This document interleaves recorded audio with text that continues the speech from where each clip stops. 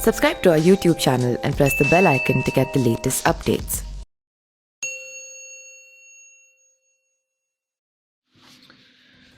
सियासी लिहाज से सबसे बड़े सूबे यूपी का चुनावी माहौल फिलहाल बीजेपी बनाम समाजवादी पार्टी के बीच ध्रुवीय मुकाबले दिख रहा है।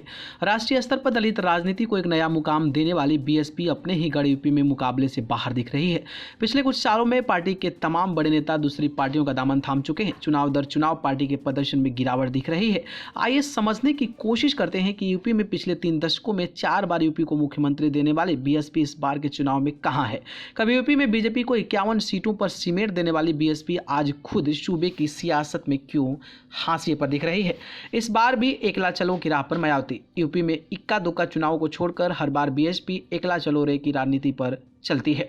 90 दशक में कुख्यात गेस्ट हाउस कांड के बाद समाजवादी पार्टी से गठबंधन टूटने का अनुभव इतना कड़वा रहा कि मायावती ने चुनावी पूर्व गठबंधनों से एक तरह से तौबा कर लिया। बीजेपी के साथ चुनाव बाद गठबंधन कर भले ही मायावती ने सरकार बनाई हो, लेकिन कभी चुनाव से पहले गठबंधन नहीं किया। 2019 के लोकसभा चुनाव में मायावती ने समाजवादी पार्टी से बहुचर्चित गठबंधन किया, लेकिन प्रदर्शन कुछ खास नहीं रहा और जल्द ही गठबंधन टूट भी गया। 2022 का यूपी विधानसभा चुनाव भी बीएसपी अकेले ही लड़ने जा रही थी। खास बात यह है कि इस बार बीएसपी चुनावी घोषणा पत्र भी जारी नहीं करेगी। 1993 में राष्ट्रीय राजनीति में पहली बार सुनाई दी बीएसपी की धमक। 1984 में कांशीराम ने बहुजन समाज पार्टी की स्थापना की थी। उन्होंने अपने जीते जी मायावती को सियासी वारिस बनाया। 1993 के विधानसभा चुनाव में बीएसपी की पहली बार राष्ट्रीय स्तर पर धमक दिखी जब वह यूपी विधानसभा चुनाव में 67 सीटों पर जीत हासिल की। यूपी में करीब 21% दलित वोटर हैं। इसके अलावा 20% के करीब मुस्लिम मतदाता हैं। बीएसपी की ताकत दलित प्लस मुस्लिम समीकरण रहा। 2 साल बाद ही 1995 में मायावती पहली बार यूपी की मुख्यमंत्री बनी, पहली दलित महिला जो किसी राज्य की मुख्यमंत्री बनी। हालांकि वह 4 महीने तक ही सत्ता में रही। 1997 में वह दूसरी बार सीएम बनी और इस बार भी महज 6 महीने कुर्सी पर रही। 2002 में मायावती तीसरी बार मुख्यमंत्री बनी और इस बार 15 महीने तक मुख्यमंत्री रही। 2017 के यूपी विधानसभा चुनाव में बीएसपी का प्रदर्शन ऐतिहासिक रहा। 403 में 206 सीटों पर जीत हासिल कर पहली बार बीएसपी पूर्व बहुमत के साथ सत्ता में आए। वोट शेयर 30.43% रहा। इसका श्रेय बीएसपी के सोशल इंजीनियरिंग को दिया गया। सतीश चंद्र मिश्र को आगे कर बीएसपी गैर दलित खासकर इसके ब्राह्मणों को साधने में कामयाब रही। दलित प्लस मुस्लिम प्लस ब्राह्मण फॉर्मूले से बीएसपी ने यूपी में 2.5 दशकों से चले आ रहे गठबंधन सरकारों का दौर खत्म किया, लेकिन उसके बाद से बीएसपी के प्रदर्शन में तेजी से गिरावट का दौर शुरू हुआ। 2012 में बीएसपी सिर्फ 80 सीटें जीत सकी। वोट शेयर घटकर 25.95% रह गया। 2014 के लोकसभा चुनाव में बीएसपी खाता तक नहीं खोल पाई।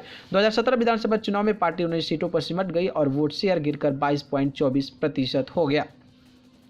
मायावती यूपी में 4 बार मुख्यमंत्री रही और इनमें से 3 बार बीजेपी के समर्थन से यह मुमकिन हुआ। दिलचस्प बात यह है कि मायावती जिस बीजेपी के समर्थन से सत्ता में रही उसी को सबसे ज़्यादा नुकसान भी पहुंचाया। 1999 में केंद्र की अटल बिहारी वाजपेयी सरकार गिराने में बीएसपी की बड़ी भूमिका रही। बीएसपी ने बीजेपी को अपने 5 सांसदों के समर्थन का भरोसा दिया था, लेकिन विश्वास मत के दौरान इन वक्त पर मायावती ने ऐलान किया कि उनकी पार्टी विरोध में वोट देगी। नतीजा यह हुआ कि वाजपेयी सरकार महज 1 वोट से विश्वास मत हार गई। संयोग है कि बीएसपी जैसे तैसे यूपी में मजबूत हुई, बीजेपी कमजोर होती गई। 2007 में जब बीएसपी पहली बार पूर्व बहुमत के साथ यूपी की सत्ता में आई तब बीजेपी 51 सीटों पर सिमट गई। 2012 में वो और कमजोर हुई और महज 47 सीटें जीत पाई। लेकिन 2017 में जब बीजेपी 312 सीटों के साथ एक तरफा जीत हासिल की तब बीएसपी 19 सीटों पर सिमट गई। ऐसा लग रहा है जैसे वक्त का पहिया 180 डिग्री घूम गया हो। कभी यूपी में बीजेपी को कंगाल करने वाली बीएसपी भगवा पार्टी के फिर मजबूत होने के साथ ही सूबे की सियासत में हाशिए पर पहुंच गई है। बतौर मुख्यमंत्री मायावती का 2007 से 2012 का कार्यकाल नकारात्मक वजहों से चर्चा में रहा। विरोधी उन्हें दौलत की बेटी कहने लगे। जन्मदिन और यहां तक कि चुनावी जनसभाओं में मायावती का स्वागत नोटों की माला पहनाकर होने लगा। एनआरएचएम घोटाले में उनके मंत्रियों और विधायकों का नाम आने लगा। एक के बाद एक सीएमओ की हत्याएं होने लगी। मायावती ने जो पार्क बनवाए उनमें दलित महापुरुषों के साथ अपनी भी मूर्तियां लगवाई। हाथियों की बड़ी बड़ी मूर्तियां लगवाई गई।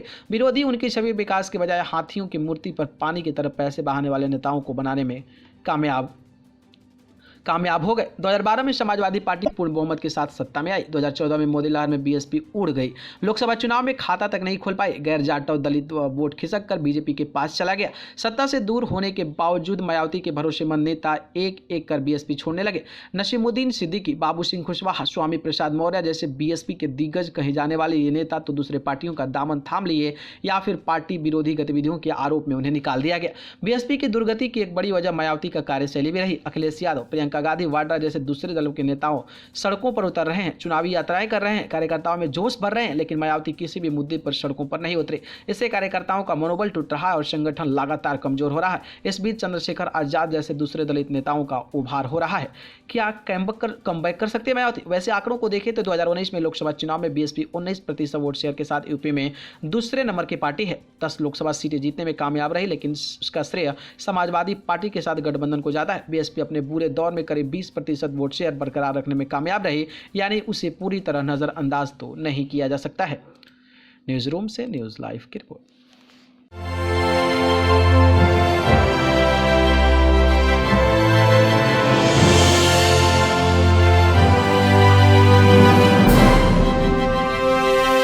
Subscribe to our YouTube channel and press the bell icon to get the latest updates.